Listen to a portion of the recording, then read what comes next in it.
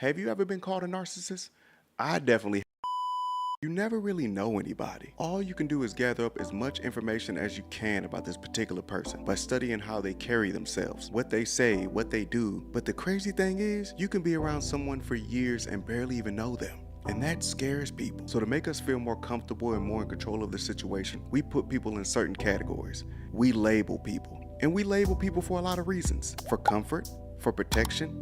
We want to know as much about you as possible so we can decide if we want to deal with you or not. What are some common labels? I thought you'd never ask. Women get called if they're more open about their sexuality.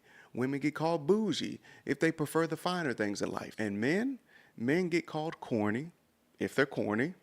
And men get called broke if they're broke. But here's the thing, some people even get multiple labels and traits attached to them. And they are given these multiple traits and labels not based off of childhood, not based off of past trauma, not based off of how they carry themselves or what they do and say. They are labeled and given multiple traits based off of the month and day that they was born. I don't know if you're gonna come back, but if you bring your horoscope up one more time. We don't believe in horoscopes in here. I don't believe in horoscopes either. Then why say it? I'm saying that's the only thing that I do when it comes to that is because it's definitely true. Well, you be at the bar, so I'm sure horoscopes be brought up, right? Yeah, but I do have my sign on my. So you believe in it? Because I don't know anybody that would tattoo something on them and not believe it. It's to a certain degree, but I'm Capricorn. Like you keep saying it over and over again. You believe it. You believe in horoscopes. Just let me ask you a question. Have you ever been called a narcissist? I definitely have, and I'm sure you have too. Everybody been called a narcissist by their ex, and everybody ex was a narcissist. They was tripping. You did nothing wrong. You was innocent. You did everything you could for that person, right? A narcissist is a spectacularly selfish individual, super selfish, world-class selfish. Everything he thinks, feels, and does focuses on one goal: to protect and please himself. That's the core feature of narcissism, unbelievable selfishness. It's always and forever about him. Here are some other features, briefly, of narcissism.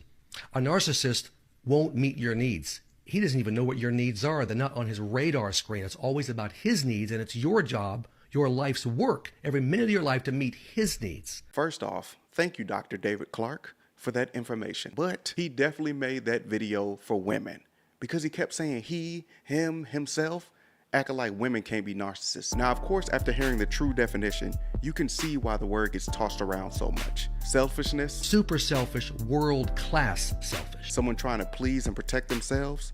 All common traits. But just like you never really know anybody, you never really know how someone feels about you. So you may think they look at you like the love of their life, like their future husband or wife, but you may not be that important to them.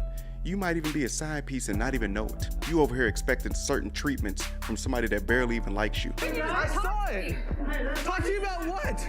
You never talk to me. I've been talking to you for 4 years. It ain't my fault she loves me. Get on my level. Now, I promise you, I'm not trying to hurt anybody's feelings or give you negative thoughts in your head.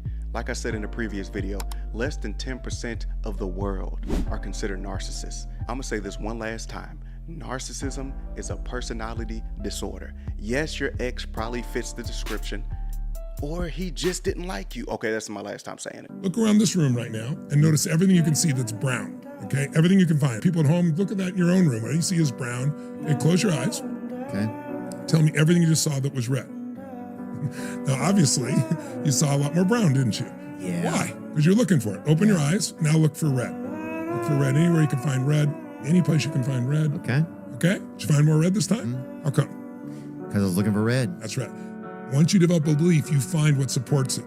I bet you saw some beige shit, called it brown just to feel successful, did you? Right over there. I bet you saw some things burgundy and called them red just so you could feel successful. I factored in some of those now and later. You see what I'm saying? If you think you're screwed up, you're messed up, you're going to find and you're going to color yourself that way. In other words, whatever you believe is self-evident. You reinforce what you believe. You found what you were looking for. That is the main reason why I'm not a big fan of horoscopes. Confirmation bias is a real thing. If you believe something strongly, you will find evidence to back up your belief. And it stops people from even giving people a chance. You will find yourself putting people in a category off of little to no evidence. And I get people don't want their time wasted.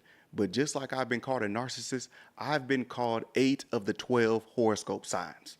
Now, how is that possible? Matter of fact, don't answer that. It's not easy to let your guard down and be vulnerable with people. So naturally, most of us will put ourselves first, put our needs first, be selfish. We don't want to give our all into a relationship. A lot of people have one foot in and one foot out. Most of us been hurt before, so it's just a certain level of protection. Yes, I definitely got my heart broken before. I was young. I was like 17, so like 30 years ago. I was trying to be a gentleman just like my mom taught me. Turns out, women don't find that attractive. I was a broke young man, but I gave her everything I had. But in her defense, I get why she did what she did. I was boring, didn't have no personality, couldn't dress. But hey, I was just a good dude trying to do a whole lot, only to find out that she was attracted to a man that did nothing for her. How could she? After that, I created a wall, a shield. The next time one of my relationships end, I won't be the one leaving with nothing. I was selfish, only cared about my needs. Wait a minute. I had to learn this the hard way, but hopefully you don't. You cannot change people's perception of you. They see you that way because they want to see you that way. That's their reality. I used to go above and beyond trying to show people that I'm a good person. Not only did they not notice the good, they was low-key waiting on me to make a mistake so I can prove them right. You know what I learned? I learned to be a good person for good reason and mind my